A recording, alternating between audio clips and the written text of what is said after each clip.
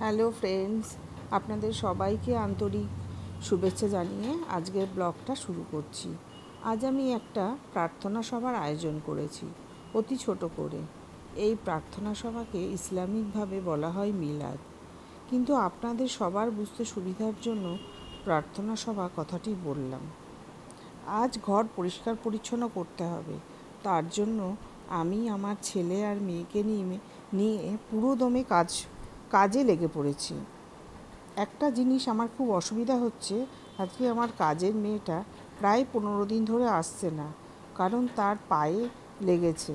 তো নিজেদের কাজ নিজেদেরই তো করতে হবে, তাই না বলুন? তো এখন গ্রসারি জিনিসপত্রগুলি দিয়ে গেল, ওর সাথে একটু বুঝে নিলাম কী কী দিল আর কী কী দিল না। ও চলে যাওয়ার পর আমার এবার ডাইনিং টেবিলটা ভালো করে পরিষ্কার করতে হবে। তো ডাইনিং টেবিলটা ভালো করে পরিষ্কার করে নিলাম। ডাইনিং টেবিলটা পরিষ্কার করার পর চলে যাব রান্নাঘরে, সেখানে একটু গোছগাছ করে নেব।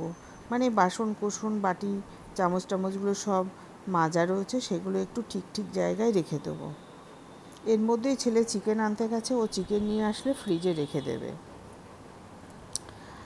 আজকে আমার শরীরটা একটু খারাপ, তাই ওড়নাটা এইভাবে গায়ে জড়িয়ে নিয়েছি। আর শরীর খারাপ হলে তো বুঝতেই পারছেন, মনটাও খারাপ হয়, কিন্তু তবুও মনটাকে শান্তি রাখার জন্য আমি আমার এই সমস্ত কাজগুলো করছি।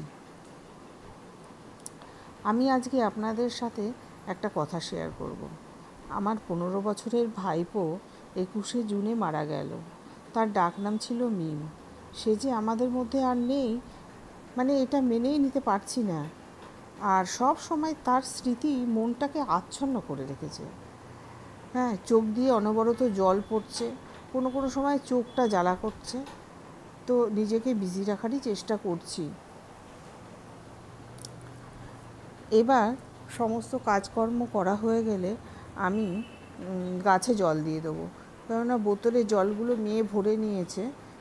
আর একটা পাইপ দিয়ে যে জলটা বেরিয়ে যায়, সেই জলটা ফেলে না দিয়ে আমি গাছে দিই আর ঘর মোছার কাজে লাগিয়ে দিই।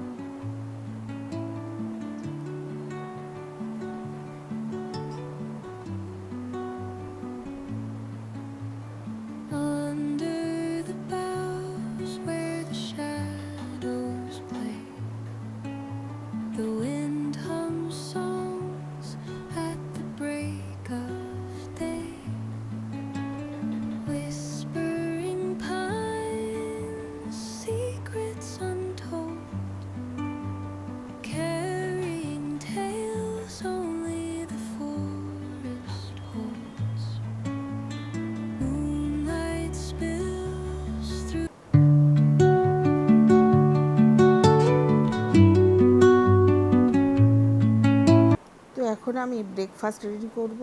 তো চিড়ে নিয়ে ভালোভাবে জল দিয়ে ধুয়ে একটু সামান্য চিনি দিয়ে হাজব্যান্ডকে দিয়ে দিলাম, আর একটু দুধ নিয়ে আমি খেয়ে নিলাম। আমাকে তো আবার ওষুধ খেতে হবে, তার জন্য ব্রেকফাস্টটা করেই নিলাম।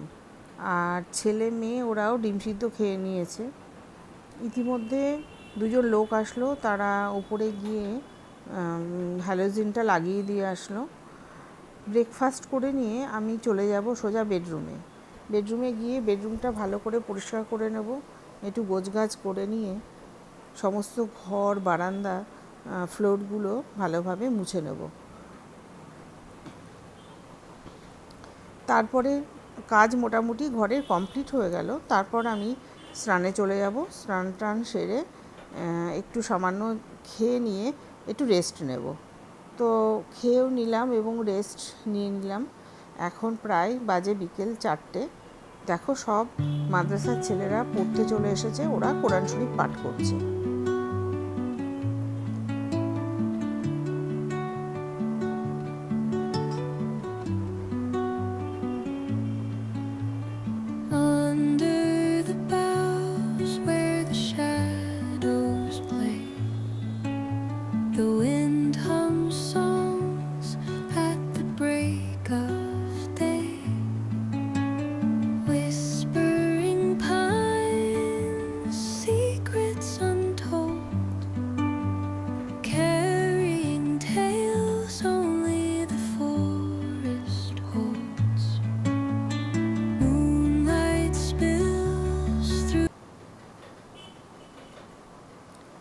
চারিদিকে চেয়ারগুলো টেবিলগুলো এইভাবে সাজানো হয়েছে।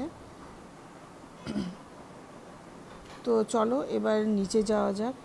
নিচে গিয়ে দেখলাম সবাই চলে এসেছে, আত্মীয় স্বজন, পাড়া প্রতিবেশী যাদেরকে বলেছিলাম, বাচ্চারা, যা, ননদ, দেওর সবাই চলে এসেছে, শাশুড়ি মা আর মৌলভী সাহেবও চলে এসেছেন। তো আমরা সবাই শান্তিপূর্ণ নীরবতার সাথে দোয়া বা প্রার্থনার মাধ্যমে মিলাদটা শেষ করলাম। তো মিলাদ শেষে চা আর সিঙ্গারা দিলাম। এরপরে তো অনেকক্ষণ টাইম কেটে গেছে, প্রায় 9:30 বাজে। সবাই উপস্থিত হয়েছে, সবাইকে খেতে দিয়ে দেওয়া হচ্ছে।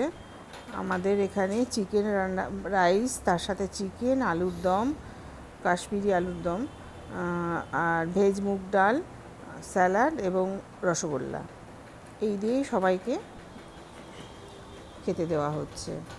তো এটারই আয়োজন আমরা করেছি। তো বাচ্চারা খাচ্ছে, ওরা দুষ্টুমিও করছে, খেলা করছে, কেউ ক্লান্ত হয়ে পড়েছে।